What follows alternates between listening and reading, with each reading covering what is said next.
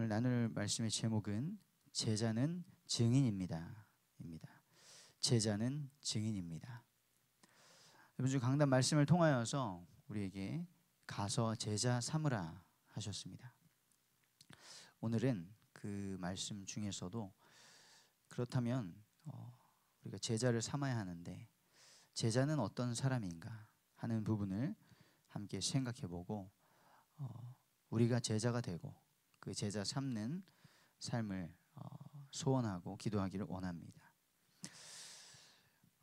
예수님의 주변에는 항상 제자와 무리가 있었습니다.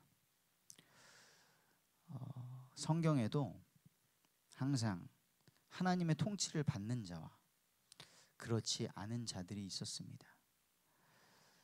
이스라엘 나라가 이루어졌을 때에도 하나님과 긴밀하게 소통하는 하나님과 가까운 자들이 있었고요. 그냥 따라가는 자들이 있었습니다. 오늘 우리가 하나님이 누구신지 알고 하나님께서 우리에게 베풀어 주신 은혜가 무엇인지 안다면, 그리고 하나님이 행하시는 일을 우리가 보게 된다면 제자의 삶을 살아가게 될 것입니다. 오늘 그래서 부활하신 주님께서 제자들에게 남기신 마지막 명령들, 말씀들, 복음서의 결론들을 가지고 제자가 무엇을 보고 말해야 하는지 생각해 보기를 원합니다. 첫째입니다. 마태복음 28장 18절에서 20절. 마태복음의 결론에서는 주님 말씀하셨습니다. 너희는 가서 모든 민족을 제자로 삼아 아버지와 아들과 성령의 이름으로 세례를 베풀고 내가 너희에게 분부한 모든 것을 가르쳐 지키게 하라. 모든 민족을 제자 삼으라 하셨습니다. 그들이 예수님의 제자가 되었기 때문입니다. 예수님께서는 사도들을 부르셔서 제자 삼으시고 부활하신 후에는 그들이 모든 민족을 제자 삼도록 보내셨습니다. 제자는 스승의 가르친 대로 살면서 그 가르침을 전파하는 사람이죠. 예수님께서 하나님의 말씀대로 살아가는 삶을 보여주셨습니다. 하나님 아버지를 경외하고 또 사랑하며 자기의 뜻이 아닌 아버지의 뜻을 이루는 삶을 사셨습니다. 그리고 죄와 사탄과 사망의 권세에 눌린 자들을 불쌍히 여기시고 그들과 함께 하시며 그들을 풀어주셨습니다. 결국 인류의 모든 죄를 담당하시고 십자가에서 피 흘려 죽으셨습니다. 제자의 본을 보이신 것입니다. 그리고 제자들에게 말씀하셨습니다. 마태복음 16장 24절에 예수께서 제자들에게 이르시되 누구든지 나를 따라오려거든 자기를 부인하고 자기 십자가를 지고 나를 따를 것이니라. 제자는 자기를 부인하고 자기 십자가를 지고 따르는 자라고 하셨습니다. 하나님을 대적하고 죄인 된 우리는 우리의 상태로서는 주님을 따를 수가 없습니다. 우리의 존재는 하나님 없이는 의미도 가치도 참된 행복도 없습니다. 그래서 우리가 우리 자신을 부인하고 주님을 따르기를 원하십니다. 예수님의 십자가에 죄인 된 우리의 옛사람을 못 박기를 원하십니다. 그래야 예수님의 부활 생명을 누릴 수 있기 때문입니다. 우리가 그런 제자가 되고 그런 제자를 삼으라고 하셨습니다. 그리고 가서 아버지와 아들과 성령의 이름으로 세례를 베풀라고 하셨습니다. 세례는 예수님의 죽으심과 부활에 연합되는 것을 의미하죠. 나는 죽고 예수님으로 사는 것입니다. 그렇게 살기로 결단하고 교회 앞에서 고백하는 것입니다. 이제 돌아오는 주일에는, 어린이 주일에는 우리 아담이와 또 제 아들 하율이가 유아 세례를 받게 되는데요. 우리 아이들이 말씀 안에서 자라서 자신의 신앙 고백을 담대히 하게 되기를 간절히 기도합니다. 세례를 베풀라는 것은 교회를 세우라는 의미이기도 합니다. 주님께서는 이 땅에 주님의 교회를 남기셨고요. 교회를 통해 세례를 베풀게 하셨습니다. 교회의 머리는 예수 그리스도이십니다. 우리는 이 땅에 우리의 자아 실현이 아닌 주님의 교회를 남겨야 할 줄 믿습니다. 그리고 주님께서 가르치신 모든 말씀을 가르쳐 지키게 하라 하셨습니다. 우리와 같이 복음을 듣고 구원받을 자가 우리 주변에, 우리 현장에 있습니다. 그 사람들을 찾아가 복음을 전하고 살리는 제자가 되기를 원합니다. 두 번째로 마가복음 16장 15절에 18절 마가복음의 결론에서는요, 치유에 관해 말씀하십니다. 이 치유의 복음을 전파하라는 것이죠. 우리가 치유받은 자들이기 때문입니다. 이렇게 말씀하셨습니다. 너희는 내 이름으로, 예수님의 이름으로 귀신을 쫓아내라. 믿는 자들에게 따르는 표적이라고 하셨습니다. 영적인 치유죠. 우리가 죄로 인하여서 하나님과 단절된 이유로요, 죄를 짓는 자는 마귀에게 속하나니, 우리의 모든 지정의가 이 귀신의 영향 속에 영향을 받은 것이 얼마나 많은지 모르겠습니다. 그러나 예수님께서는 마귀 권세를 깨뜨리시고 내 이름으로 귀신을 쫓아낸다 하셨습니다. 우리는 불신자 현장에서 강한 자를 결박하고 흑암에 눌린 자들을 건져낼 수 있는 그 권세를 예수 이름을 통하여 얻은 줄 믿습니다. 그리고 믿는 자에게는 새 방언을 말하게 되리라 하셨습니다. 우리의 언어까지도 바꾸십니다.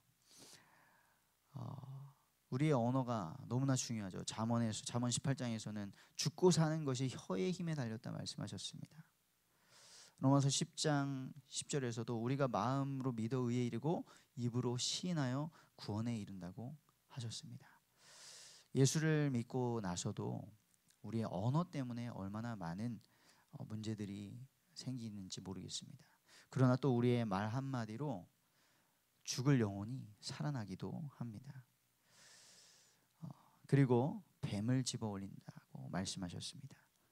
우리의 마음과 삶을 올가매고 있는 이 거짓의 아비 마귀, 우리가 더 이상 그 가운데 머물러 있지 말고 마귀의 미혹에 계속해서 둘러싸여 있지 말고 뱀을 집어 올리기를 원합니다. 또 이 땅에 살아가면서 무슨 독을 마실지라도 해를 받지 않는다 하셨습니다. 물론 하나님께서 정말 필요하실 때 우리가 독극물을 마시고도 살아나게 하실 수도 있으실 것입니다. 그러나 이 땅에는 모든 것이 죄로 오염되어 있습니다. 이 땅을 살아가면서 우리는 죄로부터 자유할 수가 없습니다. 그러나 그 세상에서 두려워하지 말고 하나님의 말씀으로, 진리의 말씀으로, 빛 되신 말씀으로 그 모든 것들을 해독하면서 재해석하면서 다 변화시키기를 원합니다. 세상 속에 물들어 사는 것이 아니라, 그 독에 중독되는 것이 아니라 예수 그리스도의 생명으로, 말씀으로 이기기를 원합니다. 그리고 육체의 질병도 병든 자에게 손을 얹은즉 나으리라 하셨습니다. 어제도 지난번에는 담임 목사님께서 우리 중국의 황경천 전도 선교사님의 딸이 맹장 수술을 하는데 기도해달라고 하셨었고요. 그리고 어제는 이창근 선교사님의 아들이 사고를 당했는데 기도해달라고 요청을 심재문 선교사님께서 하셨죠. 우리는 기도했고요. 그리고 하나님께서 치유의 역사를 허락해 주셨습니다. 우리 주변에 몸과 마음이 병든 자들이 많이 있습니다. 그들에게 손을 얹은즉 나으리라고 하셨습니다. 치유의 복음을 전파하는 제자가 되기를 원합니다. 세 번째로 누가복음 24장의 결론에서는요, 회개의 복음이 전파되리라고 하셨습니다. 왜 회개해야 합니까? 우리는 모두 죄인이기 때문입니다. 그리고 예수 그리스도께서 십자가에서 우리의 모든 죄를 담당하시고 죽으셨기 때문에 우리가 그 죄를 회개하고 돌이키고 예수 그리스도를 의지하기만 하면 죄 사함을 받으리라고 약속해 주셨습니다. 예수님께서는 제자들에게 성경의 말씀을 풀어주셨습니다. 그리고 예수님이 그리스도이심을 알게 하셨죠. 그리스도의 말씀을 들을 때 우리의 마음이 뜨거워집니다. 예수님이 죽으신 줄 알고 엠마오로 가던 낙심된 제자들에게 예수님이 성경의 말씀을 풀어주셨을 때 그들의 마음이 뜨거워졌다, 성경은 기록하고 있습니다. 그리고 우리가 그리스도의 말씀을 들을 때 믿음이 난다라고 하셨습니다. 우리가 믿음만 충만하다면 하나님께서 일하실 것입니다. 또 성경은 그리스도의 죽으심과 부활을 기록한 것이죠. 예수님께서는 우리의 죄 때문에 죽으셨고요, 약속하신 대로 하나님이신 그분, 죄 없으신 그분은 3일 만에 부활하셨습니다. 부활의 첫 열매가 되셔서 우리에게 영원한 생명의 소망을 주셨습니다. 성경은 이 죄 사함의 복음이 모든 족속에게 전파될 것을 기록하고 있다고 말씀하셨습니다. 우리를 통하여서 하나님과의 관계를 단절시킨 이 죄, 그것을 사하신 예수 그리스도의 복음이 모든 족속에게 전파되도록 회개의 복음을 전파하는 제자가 되기를 원합니다. 마지막으로 요한복음입니다. 요한복음 21장에서는 예수님을 3번 부인하고 도망갔던 베드로, 부활하신 주님이 베드로를 찾아오셨습니다. 그리고 그 베드로에게 주님의 양떼를 맡기셨습니다. 먼저 베드로에게 물어보십니다. 요한의 아들 시몬아, 네가 나를 사랑하느냐? 주님은 우리를 사랑하십니다. 주님이 우리를 사랑하시지 않고는 우리가 주님을 사랑할 수 없지요. 그래서 선한 목자이신 주님의 그 사랑을 우리가 먼저 경험해야 합니다. 우리를 위해서 십자가에서 죽기까지, 피 흘려 죽기까지 사랑하신 그 사랑을 경험하게 되기를 원합니다. 주님을 모른다고 하고 필요 없다고 하고 주님의 낯을 피했던 우리를 끝까지 찾아오신 주님의 사랑을 경험하게 되기를 원합니다. 그리고 우리도 주님께 그 사랑을 고백해야 합니다. 이미 하나님께서는 신명기 6장에서 말씀하셨습니다. 너는 마음을 다하고 뜻을 다하고 힘을 다하여 네 하나님 여호와를 사랑하라. 그것이 우리의 본질이죠. 그리고 주님의 사랑을 경험하고 사랑을 고백한 자, 주님의 양떼를 돌보라고 하십니다. 내 양을 먹이라, 내 양을 치라, 내 어린 양을 먹이라. 주님께서 어리석은 각기 제 길로 갔던 양 같은 우리들을 돌보아 주셨습니다. 그런 것처럼 우리도 주님의 양떼를 돌보는 제자가 되어야 할 줄 믿습니다. 결론입니다.